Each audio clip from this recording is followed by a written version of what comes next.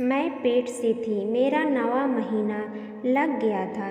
Delivery कभी भी हो सकती थी। मेरे पति ऑफिस गए हुए थे। जब वह घर आए तो मैं किसी ख्याल में डूबी हुई थी कि मुझे उनके आने का पता ही नहीं चला।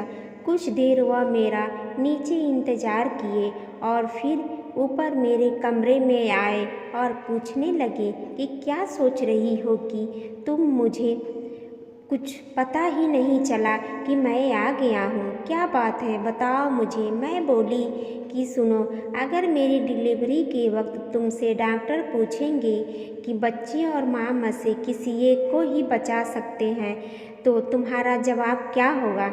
मेरे पति थोड़े गुस्सा होकर के बोले, तुम्हारा दिमाग तो खराब नहीं हो गया ना?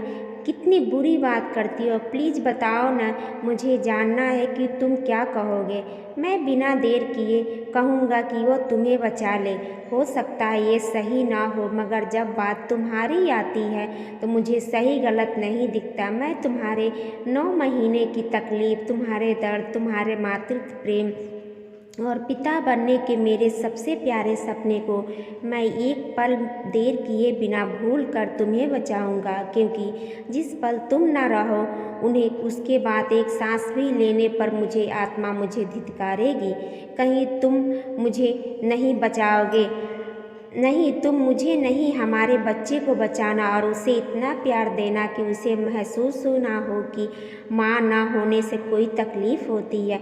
आज कैसी बहकी बहकी बातें करती हो तुम यार, किसी नशे की लत तो नहीं लगा ली क्या तुमने? नहीं, मजाक कर रही थी। आज पता नहीं क्यों ये बात दिमाग में आ गई।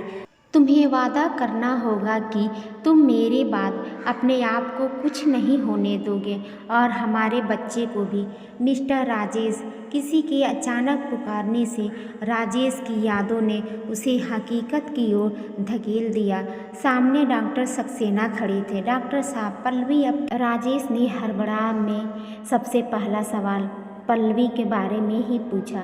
मुबारक हो राजेश, आपको बेटी हुई है। राजेश की बात को अनसुना करते हुए डॉक्टर ने राजेश के कंधे पे हाथ रखकर ज़बरदस्ती मुस्कुराते हुए कहा, वाह डॉक्टर साहब, आपने बहुत अच्छी खबर सुनाई। जानते हैं, मैं शर्त जीत गया। मैंने कहा था कि हमें पहली बेटी ही होगी, मगर पल्लवी ही जिद पर अड़ी थी कि नहीं, पहले लड़का होगा। पल्लवी खुश है ना हमारी बेटी को देख के? मुझे ले चलिए उसके पास जल्दी से, क्योंकि खुशी मुझसे अब संभाली नहीं जा रही है।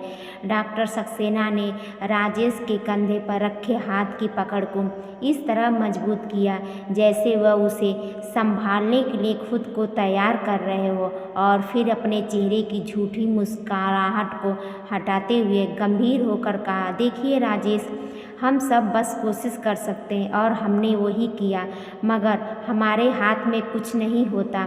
मतलब क्या?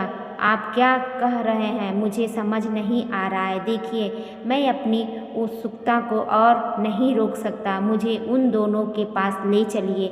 मुझे पल्लवी का मुस्कुराता हुआ चेहरा देखना है। राजेश आगे की तरफ बढ़ते हुए बोला। डॉक्टर ने पीछे से कहा, राजेश, हम लाख कोशिश के बाद भी पल्लवी को नहीं बचा पाए। खून बहुत बह चुका था। बच्ची को तो बचा लिए, मगर पल्लवी अपने दर्द से और लड़ नहीं पाई। नहीं डॉक्टर साहब, या आप ये सही नहीं कह रहे हैं। ऐसा मत बोलिए। उसने अपने आप को कार मुझे डरा देने को। वह जानती है मैं डर जाऊंगा और मैं डर गया। अब प्लीज़ मुझे उसके पास ले चलिए। राजेश अब जब अपने आप में नहीं था। राजेश, खुद को संभालिए। आइए, आपको आपकी बेटी से मिला दूं। डॉक्टर सक्सेना राजेश की हालत को अच्छे से समझ रहे थे। राजेश अब मौन हो गया था, जैसे किसी ने उसे शरीर का टुकड़ा टुकड़ा कर दिया हो। राजेश की चोट में इतनी गहरी थी कि जिसकी उसकी आत्मा तक तड़प उठी थी। तभी जैसे राजेश को लगा कोई उससे कह रहा है, जानते हो राजेश, ये कहना नहीं चाहिए क्योंकि इस वक्त तुम्हें इतनी तकलीफ़ सहन करनी पड़ रही है, लेकिन मैं फिर इतना ज़्यादा दर्द भी सहन करना पड़ा, मगर फिर भी मुझे बहुत खुशी हो रही है। हमारे एक हो जाने के बाद अगर कोई और सपना मैंने देखा तो हमारे बच्चे का सपना। जितनी दुखी तुम हो उससे कहीं ज़्यादा खुशी मुझे है राजेश, एक माँ बनने की खुशी, दूसरा तुम्हारे सपने को पूरा करने की खुशी। और जहाँ एक साथ दो दो खुशी मिले वहाँ दर्द भी कम सा लगता है। ये देखिए आपकी प्यारी बेटी। डॉक्टर की आवाज़ से राजेश को उसकी यादों ने फिर से हकीकत की ज़मीन पर ला के रख दिया, मगर इस बार हकीकत पहले से भी कुछ खूबसूरत थी। और खूबसूरत की वजह थी इस बगीचे में खिला नन्ही सी एक कली।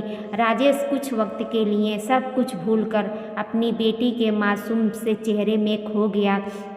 उसे ऐसे लग रहा था कि जैसे उसे चेहरे की ओट में पल्लवी ही मुस्कुरा रही है। राजेश ने डरते डरते उस नन्ही सी जान को गोद में उठाया और वह मन ही मन सोचने लगा, वह सारी खुशी नहीं रख देता जिसके बारे में वह सोचेगी, तब तक वो खुद को हर मुसीबत से बचा के रखेगा। ये मेरी बेटी ही नहीं पल्लवी की अंतिम इच्छा भी है। वक्त अपनी रफ्तार से चल रहा था। राजेश एक पिता और माँ दोनों का फर्ज अपनी औकात से ज़्यादा बढ़कर निभा रहा था। इसी बीच कई हितैषियों ने यह समझाने की कोशिश की आधी से ज़्यादा उम्र बाकी है, इसलिए दूसरे विवाह कर लेना चाहिए। तो इस पर राजेश यह जवाब देता कि अगर मैंने पल्लवी की देह से शादी की होती तो शायद दूसरी देह की लालसा में दूसरी शादी कर भी लेता, मगर हमने तो एक दूसरे की आत्मा से शादी की थी और हमारी शादी तब तक मान्य रहेगी जब तक आत्मा अपनी अस्तित्व में रहेगी।